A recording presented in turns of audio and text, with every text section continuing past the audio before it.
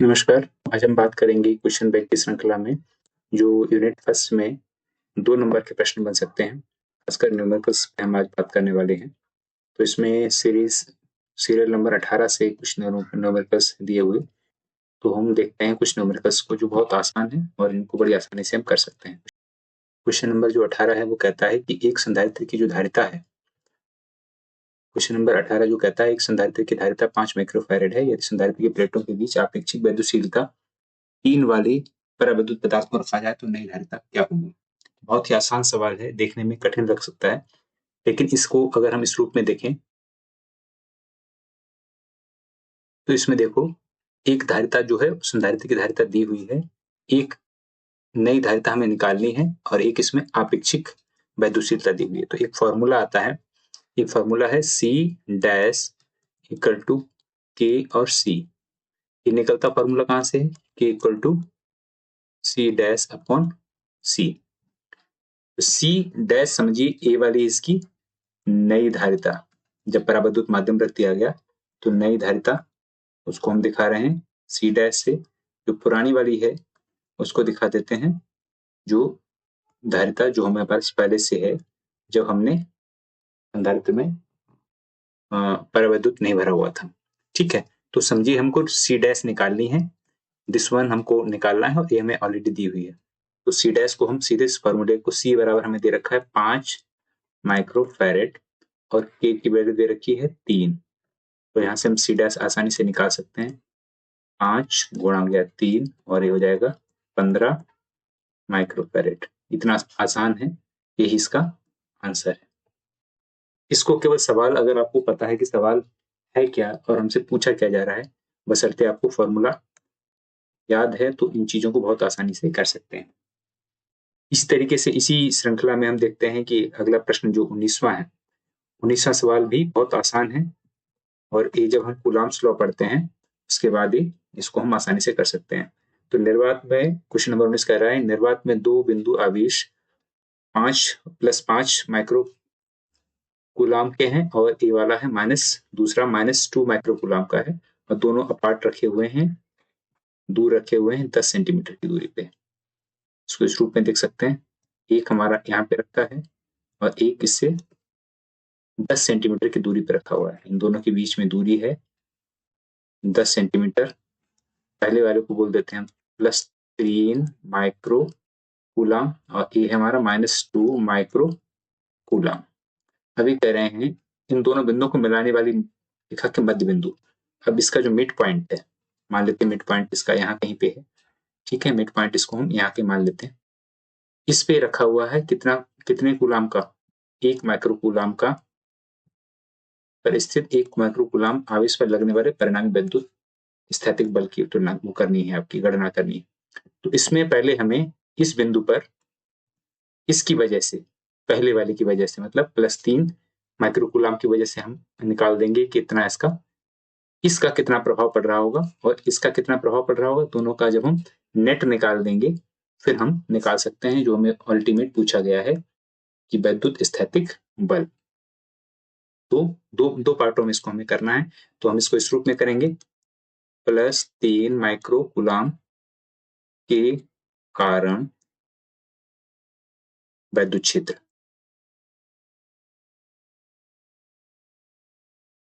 इसको कैसे निकाल सकते हैं? जो हमारा कूलाम का नियम है उसको लगाते हुए हम इसको निकाल देंगे। इसको मान लेते हैं E1 और फॉर्मूला लगेगा हमारा, अगर हम इसको मान लेते हैं Q1, मान लीजिए इसको Q1 मान लेते हैं और इसको बोल देते हैं, दूसरे वाले को Q2 बोल देते हैं। ठीक है, Q1 अपॉन R स्क्वायर। अब फॉर्मूला रख देंगे Q1, इस K की वैल्यू हमें पता है, जो K होता है वो 9 गुणा 10 की घात 9। ठीक है, 9 गुणा 9 10 की घात 9 न्यूटन मीटर स्क्वायर पर कूलाम स्क्वायर।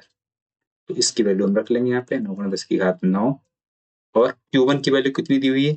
3 micro coulomb. अब अच्छा, जो Q1 है, Q1 की वैल्यू दे रखी थी हमारी, जिसको हमने मारा था +3 माइक्रो कूलाम। इसको भी हमें चेंज कर लेना पड़ेगा, इसमें माइक्रो है तो 10⁻⁻⁶ कूलाम हो जाएगा। तो इसकी वैल्यू भी हमको रखनी है यहाँ पे +3 है और 10 की घात -6 कूलाम। और बटे में क्या है, दूरी कितनी दे रखी है, ये टोटल थी हमारी। इन चीजों को हम यहाँ पे निकालना भूल गए थे साथ में। दोनों की दूरी मान लेते हैं, टोटल दूरी कितनी थी हमारे पास, इसको बोल देते हैं मान लीजिए 2r। 2r बराबर था हमारा 10। अगर हम इसको 2 पार्ट करेंगे तो अब ये कितना हो जाएगा, टोटल 10 था तो ये 10 सेंटीमीटर है। इसको हम चेंज करेंगे मीटर में तो कितना आ जाएगा, इतना मीटर। और इसको जब हम करेंगे तो 0.5 मीटर किसकी वैल्यू निकल के आएगी, आर की वैल्यू निकल के आएगी। अब चूंकि हमें आर चाहिए होगा यहाँ पे इस मध्यबिंदु से दूरी, ठीक है, तो ए आर हो गया और ए आर हो गया। आर की वैल्यू होगी 0.05 का स्क्वायर। इसको हम सॉल्व कर लेंगे, इन चीजों को हम कर लेंगे सॉल्व, तो हमारी वैल्यू निकल करके आ जाएगी 9×27। इसको हम डिवाइड करेंगे 27 का आधा, इन चीजों को डिवाइड करके हमारे पास आ जाएगी इसकी वैल्यू 1.08 इंटू द पावर 7। और इसी तरीके से हम निकाल देंगे माइनस, दूसरा हमारा -2 माइक्रो कूलम, और इसकी वैल्यू यहाँ निकाल लेते हैं Q2 -2 माइक्रो कूलम, तो माइनस का 2 इंटू 10⁻⁻6 कूलम हो जाएगा। तो इसी तरीके से इसमें वैल्यू निकाल देंगे इसको, के कारण वैद्युत क्षेत्र, इसको हम मान लेते हैं E2। E2 भी सेम ही निकल जाएगा Q2 upon R square. 9 into 10⁻9 into हमारे पास कितना है यहाँ पे, इसकी वैल्यू है माइनस, तो माइनस यहाँ पे लिख सकते हो -2 इंटू 10⁻6 अपॉन 0.05 होल स्क्वायर। इसकी वैल्यू हमारे पास निकल करके आएगी, जब हम इसको करेंगे तो 0.72 इंटू 10⁻6। और जब इसको हम, ये चीज होगी हमारी। अब हमें चूंकि ये हमको पता है, इसकी वजह से जो बल लग रहा होगा वो पॉजिटिव, दोनों ये इधर को लगेगा इस दिशा में केंद्र की ओर, और यहाँ केंद्र से दूर की ओर, समझो इसका यहाँ से लगेगा बाहर की तरफ, तो दोनों का एक ही तरफ लगेगा, तो ये दोनों आपस में जाएंगे जुड़। तो हमारा ई जो नेट लगेगा वो हो जाएगा E1 प्लस E2 के बराबर। इसको लेने की जरूरत नहीं, शून्य बाद में लेंगे, यहाँ पे लेने की जरूरत भी इसको नहीं थी। तो अब हम दोनों को जोड़ देंगे तो आ जाएगा 1.08 इंटू 10⁻7 प्लस 0.72 इंटू 10⁻6 और इक्वल टू हो जाएगा हमारा, टोटल निकालेंगे इसको हम तो 18 न्यूटन, सॉरी ये हमारा अभी हो जाएगा। जब इसको हम हल कर रहे होंगे तो 1.8, सॉरी, तो ये हमारा हो जाएगा, जब हम दोनों को जोड़ लेंगे तो 1.08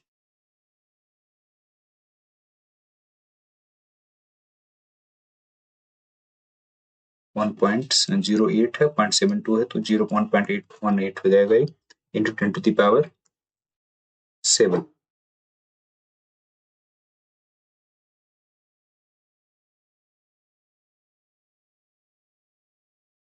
ये 6 नहीं 7 होगा यहाँ पे, तो हम इसको इधर करेंगे नहीं तो 7.2 आएगा, ठीक है। तो इतने हमारे पास कितने न्यूटन प्रतिकूलम, ये हमारा निकल के आया, ई की वैल्यू ई नेट निकल आया। अब हमको निकालना है परिणामी, जो हमारा पूछा गया है स्थैतिक बल, तो इसको हम इस रूप में निकाल सकते हैं। जो एफ की वैल्यू होती है, स्थैतिक बल लगाना है, तो जो बल होता है एफ बराबर इक्वल टू होता है क्यू इंटू ई, क्यू इंटू ई। और क्यू की वैल्यू कितनी हमारे पास, जो बीच में रखा गया है 1 कूलम का रखा गया, सवाल को फिर से लिख लीजिए एक बार। जो बीच में रखा जिसकी बात करें 1 माइक्रो कूलम की बात हो रही है यहाँ पे, 1 माइक्रो कूलम, 1 माइक्रोकूलम को जब यहाँ करेंगे तो हम 1 इंटू 10⁻⁻6 और ई की गुणा हो जाएगी 1.8 इंटू 10⁻7। जब हम इसको सॉल्व करेंगे पूरा तो हमारा ये आएगा निकल करके 18 न्यूटन, जो कि किसकी वैल्यू निकल के आ रही है, फोर्स की। तो यही इसका आंसर है। तो यहाँ पे दो चीजें हैं कि एक तो इस बिंदु पे, मध्य बिंदु पे प्लस 3 माइक्रो कूलाम का की वजह से जो कितना वैद्युत क्षेत्र होगा ये निकालना है, और इधर वाले की वजह से भी कितना यहाँ होगा, दोनों का नेट निकालेंगे। क्योंकि दोनों की दिशा एक हो जाती है, दोनों आपस में जुड़ जाएंगे, एक ही दिशा में लगेंगे। फिर फाइनली हमने इस फॉर्मूले में रख करके फोर्स निकाल देना है। फोर्स इक्वल टू जो चार्ज है, जो जिसको रखने की बात हो रही, और उस पर कितना यहाँ पे ई नेट लग रहा है जो इस बिंदु पर लगेगा। जब हम इसको रख रहे होंगे एक कूलाम को, तो यहाँ पे जितना नेट बल लग रहा होगा वो नेट सॉरी वो लग रहा होगा, क्या बोलते हैं उसको, वैद्युत क्षेत्र, इलेक्ट्रिक फील्ड। तो उसकी वजह से इससे हम यहाँ से निकाल देंगे। तो बहुत आसान है, बस थोड़ा देखने में क्लिष्ट लग रहा है, लेकिन इसको जब हम अभ्यास किया रहेगा इसका तो आसानी से हम इसको कर पाएंगे। और ये सवाल देखिए, देखने में बहुत ही खतरनाक है, जो हम आगे डिस्कस करने वाले हैं इसको। क्वेश्चन नंबर 20 जो दिया हुआ है सीरीज में, 10 सेंटीमीटर त्रिज्या के एक गोले के केंद्र पर, ये गोला है जिसकी त्रिज्या दे रखी है 10 सेंटीमीटर,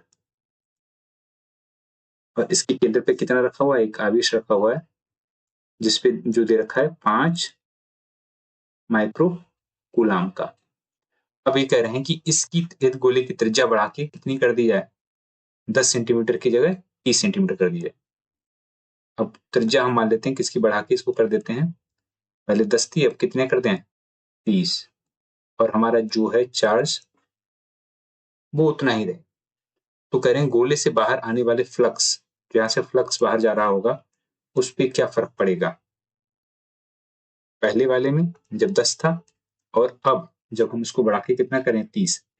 तो ये एक चीज फैक्ट याद रखना, चाहे त्रिज्या कितनी कम करें चाहे त्रिज्या कितनी ज्यादा बढ़ाएं, उससे जो फ्लक्स है उस पर कोई परिवर्तन नहीं होगा।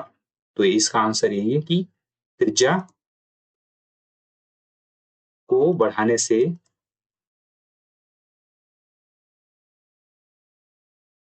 फ्लक्स अपरिवर्तित रहेगा, परिवर्तित रहेगा। तो ये फैक्ट याद रखना है कि त्रिज्या को कम ज्यादा करने की अगर कोई बात करेगा तो वहां पे कोई फर्क नहीं पड़ने वाला है।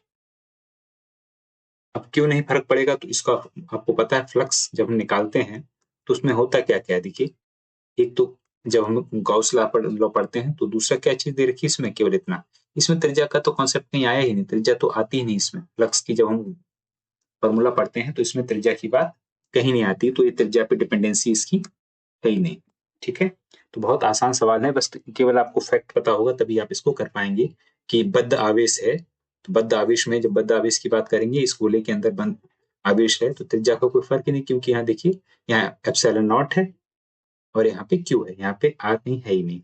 इस तरह से हम इसको आसानी से, अगर फैक्ट पता होगा तभी हम इसको कर पाएंगे। इस तरह हम बढ़ते हैं, एक क्वेश्चन और लेते हैं, 21वां। 21वां क्वेश्चन कहता है, निर्वात में +8 माइक्रोकूलम और -4 माइक्रोकूलम के दो बिंदु आवेशों को 15 सेंटीमीटर की दूरी पर रखा गया है। सेम से उस तरह से देख लो इसको भी, दोनों के बीच की दूरी कितनी है, 15 सेंटीमीटर।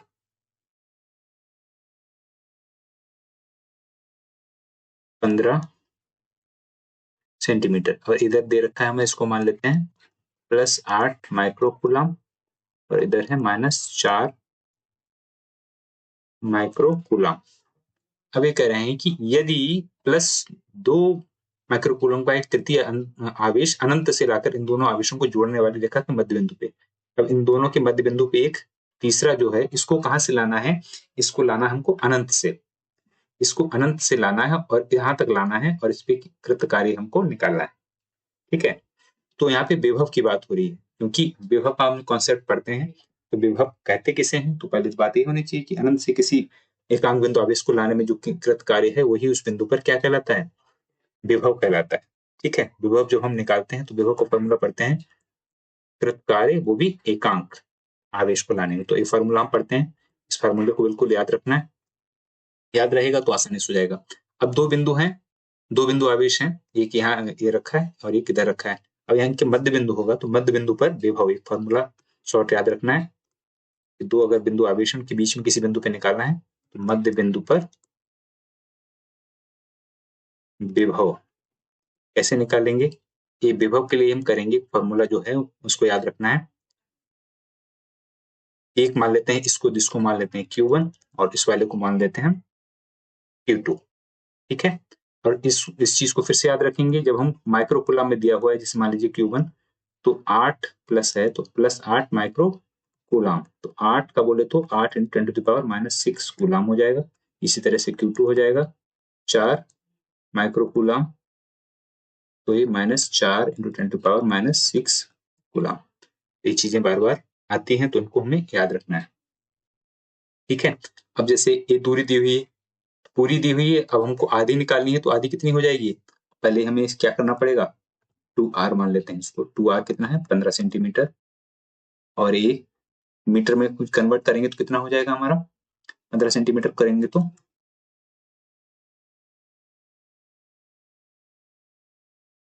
ठीक है। तो r बराबर हमारा हो जाएगा 0.075 मीटर। अब यहाँ पे फॉर्मूला हमारा होगा Q1/r प्लस Q2/r। इसको इस रूप में भी याद कर सकते हैं, क्योंकि परीक्षा में आपको चीजों को सॉर्ट करना है, तो Q1 प्लस Q2/r। ये फॉर्मूला निकालना है, अगर कहीं मध्य बिंदु पे हमें क्या निकालना है, विभव निकालना है, तो इस फॉर्मूले से हम करके निकाल सकते हैं। के की वैल्यू हमको ऑलरेडी पता है, के इक्वल टू कितनी होता है, 9 × 10⁻9, तो 9 × 10⁻9, और यहाँ पे हमको दो चीजें जोड़नी पड़ेंगी। कितनी कितनी चीजें हमारे पास हैं, Q1 और Q2। Q1 देखिए प्लस है और ये माइनस है, तो प्लस और माइनस अपने आप घट जाएगा, चाहो तो लिख लो ऐसे ही, 8 × 10⁻6। दोनों को जोड़ना होगा तो माइनस वाला एक बार चाहे ऐसे कर सकते हो, प्लस लगाओ फिर यहाँ माइनस करो, लेकिन चीजों को सॉर्ट करना है तो हमें इन चीजों को आसान करके ऐसे भी कर सकते हो सीधे, -4 × 10⁻⁻6, क्योंकि प्लस और माइनस माइनस ही होना है, और अपॉन r कितना है 0.75। अब देखो 8 में से 4 घटाएंगे तो 4 ही बचेगा, 9 × 10⁻9, और इस इंटू कितना हो जाएगा 4 × 10⁻⁻6 अपॉन 0.075। इसको जब हम सॉल्व करेंगे तो हमारा निकल करके आएगा 4.8 × 10⁻5 वोल्ट, क्योंकि विभव है, विभव हमेशा किसमें आएगा, वोल्ट में। अब देखिए जो हमने फॉर्मूला पहले निकाला था, इसमें हमको विभव निकल गया हमारा। अब हमको निकालना है कृत कार्य की गणना करना, तो हमको निकालना क्या है, W, ठीक है। और किसको लाना है हमको, इसको पकड़ के लाना है दूर से, तो जो W यहाँ से निकालेंगे तो W इक्वल टू क्या हो जाएगा, देखिए V × Q, V × Q, या Q भी कह सकते हो इसको। अब यहाँ पे दो चीजें हमारे पास, आवेश जो पकड़ के लाना है 2 × 10⁻⁻6, जिसको लाना है अनंत से, और साथ में Q की वैल्यू कितनी है, जो विभव है, वो सॉरी Q तो हमारा ये हो गया, विभव जो V है, V की वैल्यू हमने निकाल रखी है 4.8 × 10⁻5। इन दोनों को सॉल्व करेंगे तो हमारा बन जाएगा ये 0.96, और कार्य की इकाई क्या होती है, जूल होती है, ठीक है। तो इस तरीके से हम इसको लास्ट में लिख देंगे। फाइनली हमारा क्या निकल के आया है, कृतकारी ये हमारा निकल के आया है इतने जूल। तो आसान है, इस तरह के सवाल देखने में खतरनाक लगते हैं कि दो बिंदु हैं के बीच में विभव, मध्य बिंदु पे विभव निकालना है, तो मध्य बिंदु पे विभव का फॉर्मूला है, और साथ में कृतकारी निकालना है, किसी को लाने के तीसरे को जो रखना है, तो कृतकारी के लिए फॉर्मूला इसी से निकाल देंगे, जो हमारा नॉर्मल विभव का फॉर्मूला पढ़ते हैं। तो इस तरह से हम चीजों कर सकते हैं। तो इस तरह से हमने 4 क्वेश्चन आज अभी ट्राई किए, अभी जिसको हमने अभ्यास किया है। इसी तरीके से हम आगे जो और प्रश्न है इस यूनिट से वो भी कर सकते हैं। तो अभ्यास करते रहिए और आगे बढ़ते रहिए।